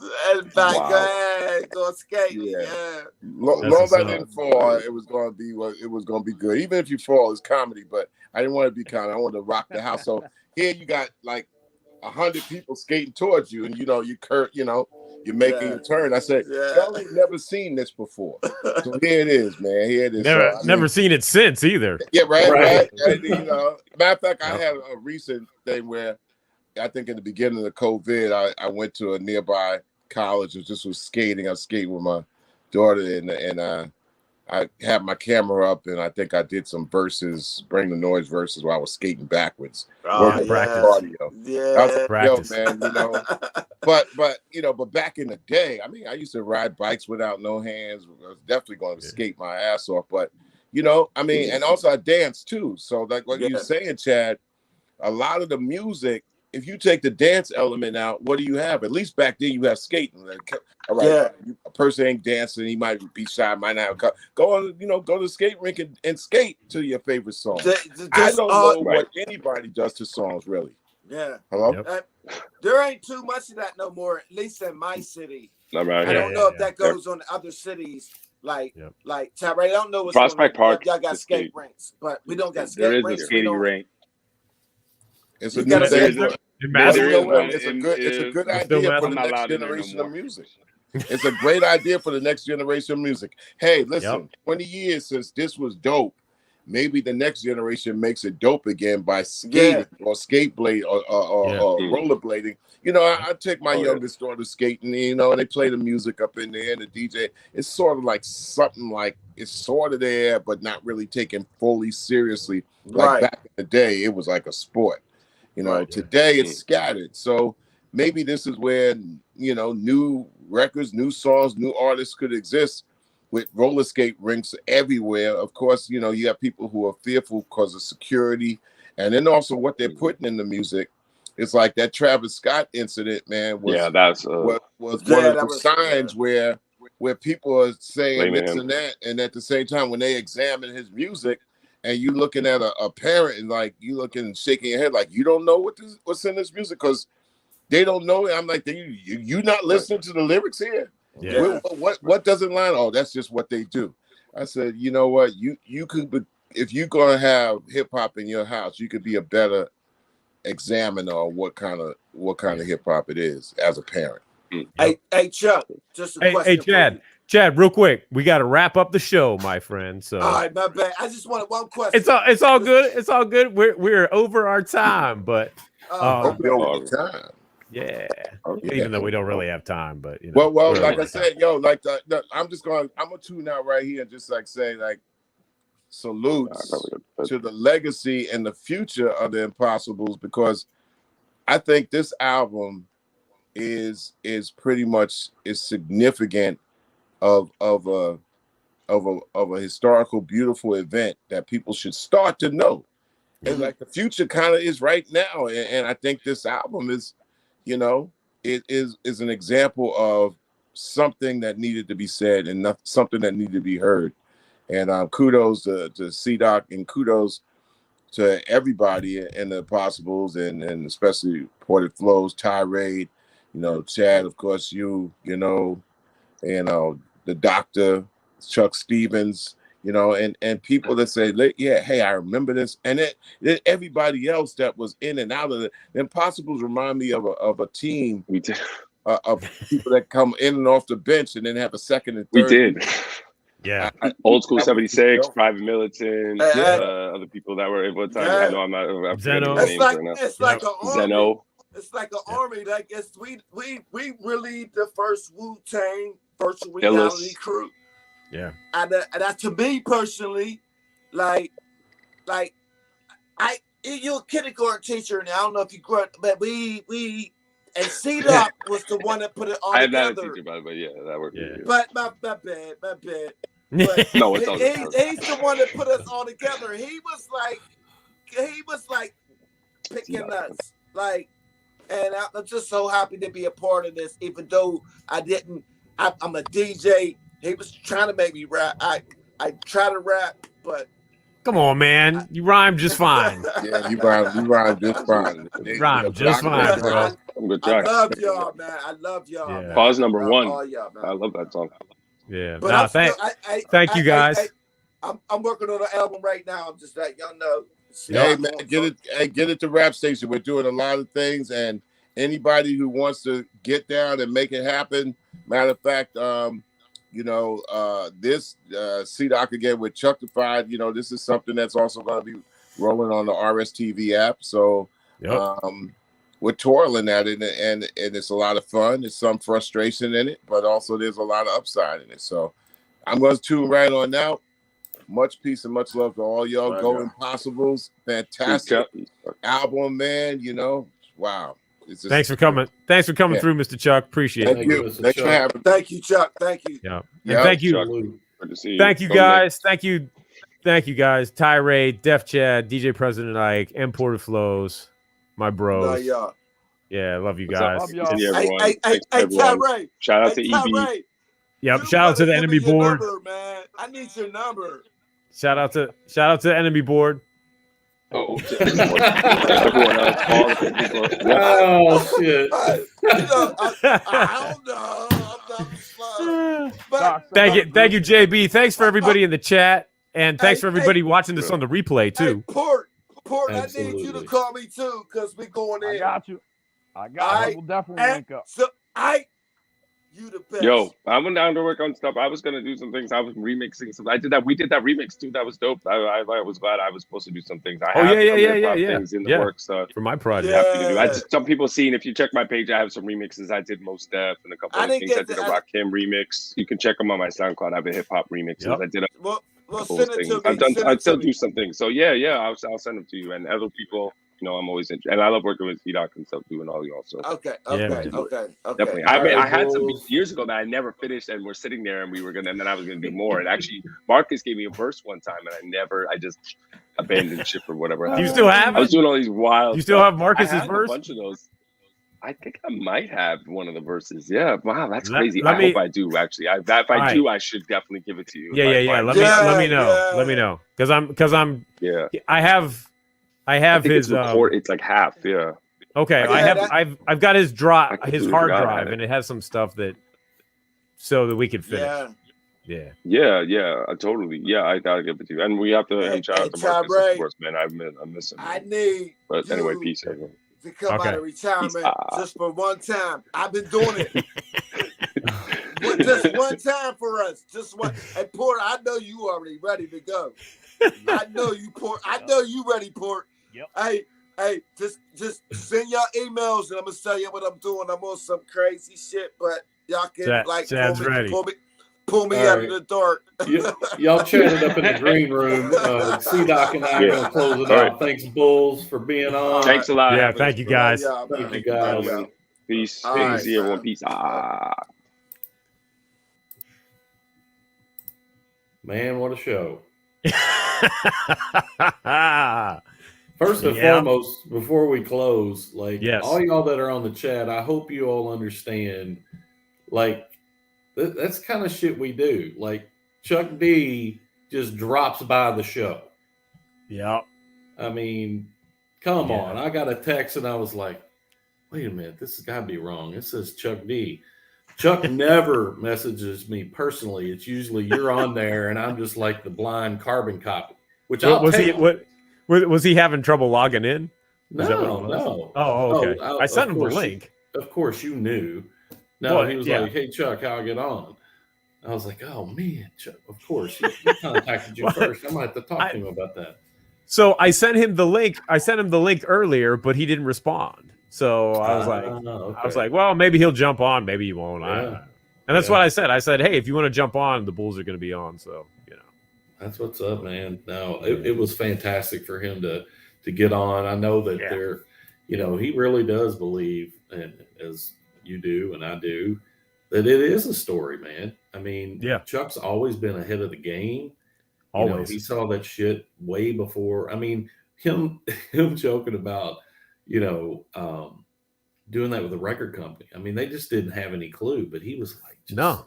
It was literally the Wild Wild West back then. It was just like nobody knew, that we're talking before Napster, man. So it was just like, nobody knew. I remember when I getting on the enemy board and trying to figure out how to turn songs into MP3s so that I could share them with people.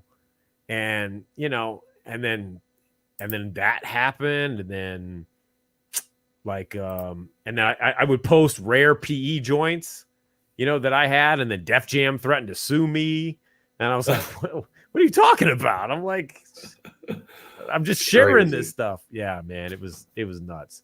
Yeah. So I think the thing that I take away from any interaction that I'm either privy to or actually involved in with Chuck is how much he has affected so many lives.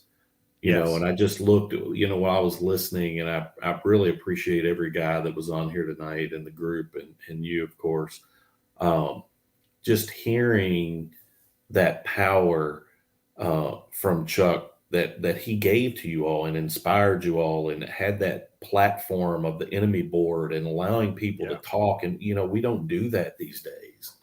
Yeah. And, it was just, it was moving for me. So I'm kind of tearing up, folks. Not really. I can't believe, really though. What's crazy is I can't believe it's been 20 years. Dude. I mean, we started with the enemy board and stuff. That was even longer than that. It was like 20, 21, 22 years. But like the fact that we started doing this for real 20 years ago is crazy. It's nuts, man. Life don't stop. So are we back next week? Next Tuesday? Yeah. I'll be home because we're coming back Sunday. So yeah, let's do it again. Well, maybe 4 next week. Since you're down here in the Villes this weekend, maybe Saturday night, we'll sync up, figure out who the hell we're going to have on the show. I don't know how you get bigger than Chuck D. I know, right? But, I'm sure we got some. Shout out to all of the fans out there, JB, Serious Biz, Mike Miller, JB again, Kevin Enemy Taylor. Agent, what up from the enemy Dude. board? Yo, throwback. Kevin Chris Taylor, Payne my was homie. in. Chris Payne was in tonight. Yeah, Chris Payne was in. What's up, Chris Payne? Yeah. It was a good show, man. Fam. Yeah, man. Listen, Thanks, dude. thanks for going long. Yeah. Well, I felt bad. It started coming up on the hour, and I was like, well, I'm going to be the dick that tells Chuck D, look, we got to wrap this shit because I got my kid over here who's wanting to watch a movie. Yeah. Yep. It's all right. It's all good. Listen, dude, I hope you have a good rest of the week. Safe travels. Let me know when you get here safe, and I'll be in touch. Sounds like a plan, brother. All right. Peace out, yo. Peace, everybody.